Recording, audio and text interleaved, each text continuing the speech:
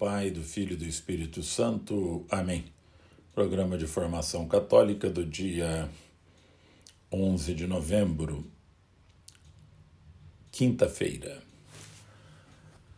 Como nós estamos neste mês de novembro, rezando costumeiramente nas intenções do Santo Padre, o símbolo da fé que é o Credo ou o Pai Nosso, estando em estado de graça, tendo confessado, recebido a comunhão sacramental, aplicar uma indulgência plenária em favor da alma de um fiel defunto, eu gostaria, no programa de hoje, de tratar de fé e morte, como superar a dor da perda. Superar a perda não significa esquecer aqueles que amamos e já partiram, pois o amor não termina com a interrupção da vida biológica. O amor é redirecionado. O mês de novembro nos convida a refletir sobre a vocação à santidade, a qual é inerente a todos nós. Nesse mês, em vista do Dia de Finados, que celebramos no último dia 2 de novembro, refletimos também na efemeridade da vida e como superar a dor da perda. Viver é um aprendizado e experimentar perdas faz parte da nossa trajetória, desde que nascemos, passamos por elas aceitando-as com certa naturalidade e nesse caminho adquirimos conhecimento, capacidades e sabedoria. Contudo, existem também outras áreas de nossa vida em que as perdas provocam grande sofrimento e precisam ser elaboradas para que não se transformem em um sofrimento permanente. Estamos vivendo uma situação extrema, onde muitas vidas foram perdidas para a terrível Covid-19, causada pelo novo coronavírus. É difícil de aceitar que aqueles que amamos estavam bem e de uma hora para outra se foram, especialmente quando não podemos velá-los e sepultá-los com a dignidade cristã que mereciam para evitar o contágio, medidas ditas necessárias de segurança mais difíceis. A dor da perda. As perdas ferem e chorá-las é necessário. Sem dúvida, a perda de alguém querido é uma das maiores dores que o ser humano pode sentir. Para ela, nunca estamos preparados.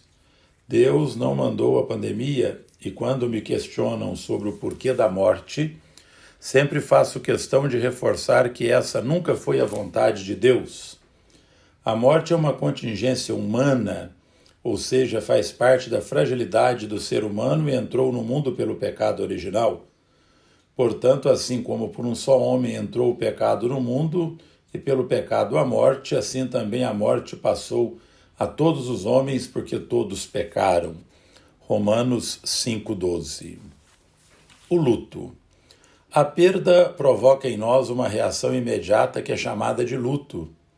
Trata-se de um processo que pode se estender por mais ou menos tempo e a maneira de vivenciá-lo depende de cada um e do quão significativo é aquele ou aquilo que foi perdido. Segundo os especialistas, em geral, o luto é marcado num primeiro momento pelo choque diante do inesperado ou do incontrolável, gerando uma espécie de anestesia principal indicador de que a perda ainda não foi assimilada. Depois vem a fase em que a ficha cai, como se diz popularmente. Nela entendemos a dimensão do ocorrido, mas existimos em aceitar. Muitos chegam a acreditar que irão acordar e a realidade será outra. Quando finalmente percebemos que nada mudará, vem o sofrimento, o choro, a falta que a pessoa começa a fazer. Então chega o momento da revolta e também da culpa, quando entra em cena o se tivesse feito diferente, se isso, se aquilo. Por isso, como em outras perdas, chega a aceitação e o necessário retorno à rotina. Fiz essa detalhada descrição para enfatizar que é muito importante vivenciar integralmente o luto e assim conseguir superar a perda e continuar a viver. Não podemos ignorar a ausência de um ente querido, mas temos de aprender a seguir apesar disso, evitando a instalação de um sofrimento desordenado e duradouro que traria consequências negativas para a saúde do corpo, da mente e do espírito.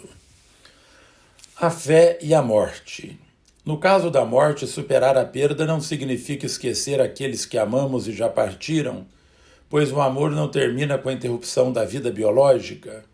O amor é redirecionado, os mortos não fazem mais parte de nossa vida terrena, mas continuam em nosso coração e se dóceis à graça de Deus no céu. A saudade e a lembrança devem ser cultivadas, o sofrimento não. A fé é determinante para encarar a morte como o início da nova etapa e seu fundamento está na ressurreição de nosso Senhor Jesus Cristo e na certeza de que aquele que o ressuscitou também nos ressuscitará, como ensina São Paulo. Deus que ressuscitou o Senhor ressuscitará também a nós pelo seu poder. 1 Coríntios 6,14. Que nós possamos vivenciar a morte com a esperança cristã, porque não sou eu que vivo, é Cristo que vive em mim. Ave Maria, cheia de graça, o Senhor é convosco. Bendita sois vós entre as mulheres e bendito é o fruto do vosso ventre, Jesus. Santa Maria, Mãe de Deus, rogai por nós, pecadores, agora e na hora de nossa morte. Amém. O Senhor esteja convosco, Ele está no meio de nós. Abençoe-vos o Deus Todo-Poderoso, Pai, Filho e Espírito Santo. Amém. Grande Santo, poderoso, nosso amado padroeiro, que morrestes esfolado por Jesus, Deus verdadeiro. Salve, salve, Pai querido, grande São Bartolomeu. Dai que um dia, reunidos, vos gozemos lá no céu. Foste apóstolo fervoroso e seguiste o Senhor na virtude, na pureza, no martírio e no amor. Salve, salve, Pai querido, grande São Bartolomeu.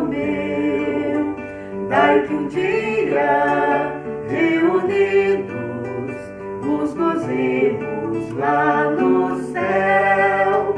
Eis-nos todos ajoelhados, com piedade e devoção, suplicando, Pai querido, nosso amparo e proteção. Salve, salve, Pai querido, grande São Bartolomeu. Dai que um dia, reunidos, vos gozemos lá no céu. Salve, salve, Pai querido, grande São Bartolomeu. Dai que um dia, reunidos,